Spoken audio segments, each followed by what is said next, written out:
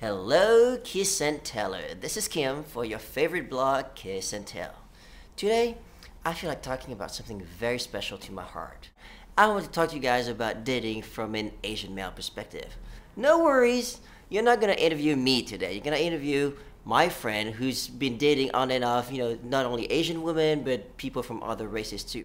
And this all came about because it's a really cool video. If you haven't seen it, 5 or 6 years ago on called Yellow Fever, and they're all talking about like, how come Asian men don't really date non-Asian women? So today, let's see what really happens in the dating world, in love, when it comes to Asian guys dating non-Asian women, or actually anybody actually for that matter.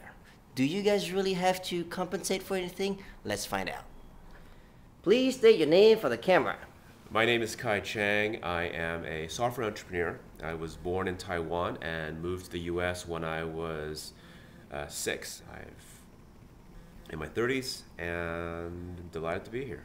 So Kai, you said you've been traveling a lot. What has been your take on dating from an Asian male perspective? I've actually not done much dating in travels. Typically, actually, what I found, like when I was living in Hong Kong, was that expatriates from the US have been far more interesting to interact with, primarily because travel becomes sort of a filter. The kind of people that are willing to up and move to a different country is the sort of adventurous and risk-taking kind of characteristics that I find personally most attractive. Obviously, there's plenty of people that move to Hong Kong or whatnot, or Asia in general, for the explicit purpose of dating locals, but that hasn't been something that I've particularly found interesting. So as far as you can tell, what are the differences then between non-Asian and Asian women? I don't think it's necessarily about dating outside the race as much as it is. Actually, recently I saw a film, Namesake, that talked about the whole notion of it's more about being an immigrant versus a native. And that's been sort of the dynamic that for those of us here, we're all, in essence, outsiders. And that sense of kinship with outsiders is kind of what I gravitate toward. And having been with both women that have been natively born in the US, they feel this is home, and they're clearly not an outsider here. Whereas for those of us who are immigrants, those who are noticeably not mainstream and white, we are forever outsiders from the perspective of the people here, and that is, I think, the most noticeable difference. All right, really, really important questions. Do you have a small penis? Only one way to find out. So what makes dating an Asian guy fun? Aside from loving you a long time, that's pretty much it. No, seriously, Kai, what is fun about dating an Asian guy? I think a large part of it is a strong and typically good good strong family backgrounds, in the most part, emphasis on education and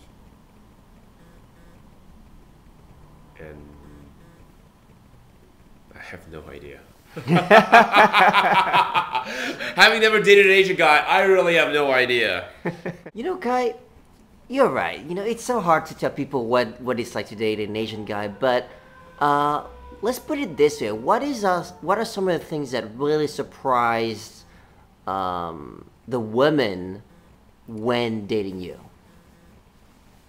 I think the general stereotype people have is that Asian guys are introverted and whatnot, and that's really the opposite for me. I explicitly gravitated toward things that were, I suppose, more mainstream. I was the only Asian guy when I was on my rowing team in college, worked at the newspaper, did a lot of more external-facing activities that I think really put me out there. And usually I'm oftentimes one of few or the only people of East Asian descent in a lot of the activities I was involved with.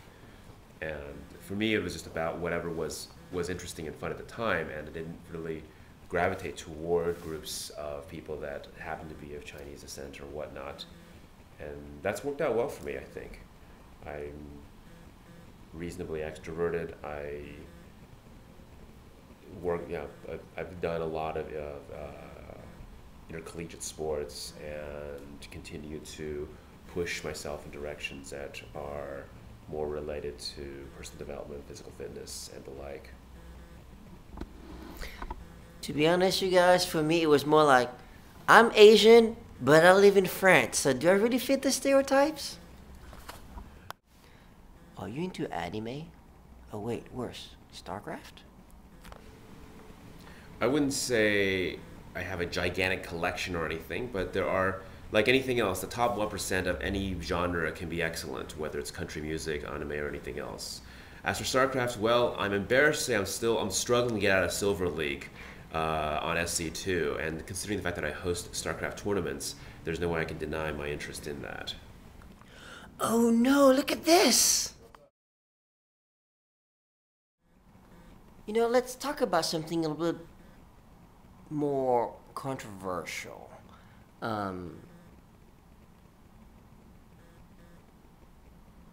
What are some of the misconceptions, the biggest misconception that you've seen people have about dating Asians? Misconceptions is kind of a broad term. I mean, there's stereotypes, which I'm sure is true with any broad group of people. You know, there's conceptions of people being short or tall or introverted or whatnot, and on average, probably it's true. But I think a lot of it just comes down to dealing with people in general. Let's understand that even if people are part of a larger ethnographic group, there's obviously going to be individuals who are going to have wildly variant attributes, traits, and that aren't really going to be. You're going to find like the black guy that's into playing violin and theater. You're going to find an Asian guy who's on the rowing team. I think it's just like anything else. It's just a matter of being open to the idea that there are cool, interesting, high energy people of a variety of races, and that's basically it. What would you say to somebody who is curious about Asian men and really wants to date Asian men? Well, I guess two parts of that question then. If you find someone you're interested in, I mean, it's the 21st century, talk to them. I mean, you don't have to slip them your number or anything, but make yourself conversationally available and see where it goes. Maybe he turns out to be a jerk. Maybe he's awesome. You never know.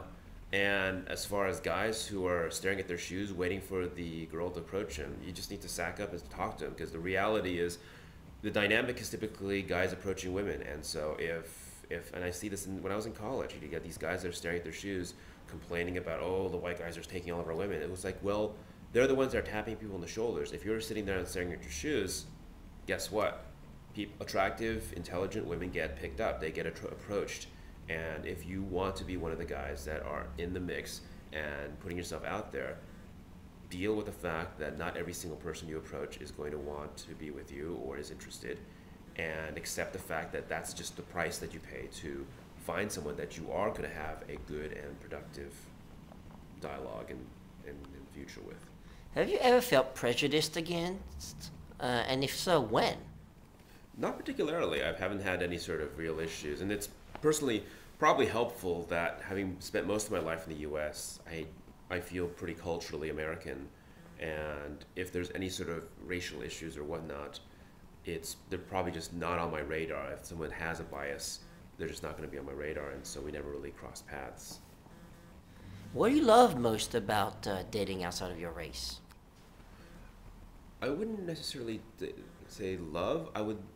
It's more, as I touched on before, the notion of being an outsider is something that I realized that I shared with other people when I came here and dated people of Vietnamese and Koreans, that they too have had similar experiences, and that's something that when you're in China, you're not going to really get that sense, because there it's like everyone is different. Here, we're different in the same way, in the sense that we're all outsiders. We're also outsiders in two places, because like all of us who grew up here, if we ever return to China and Taiwan as tourists, we're seen as outsiders there as well.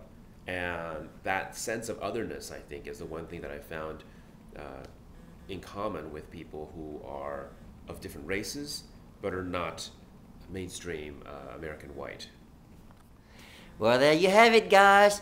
One perspective on dating, as an Asian American. The truth is, You know, it's just like anybody else. Just go out and have fun, because if you just focus on what you really want, which is, going out, meeting people, and connecting, then that's what you're gonna get.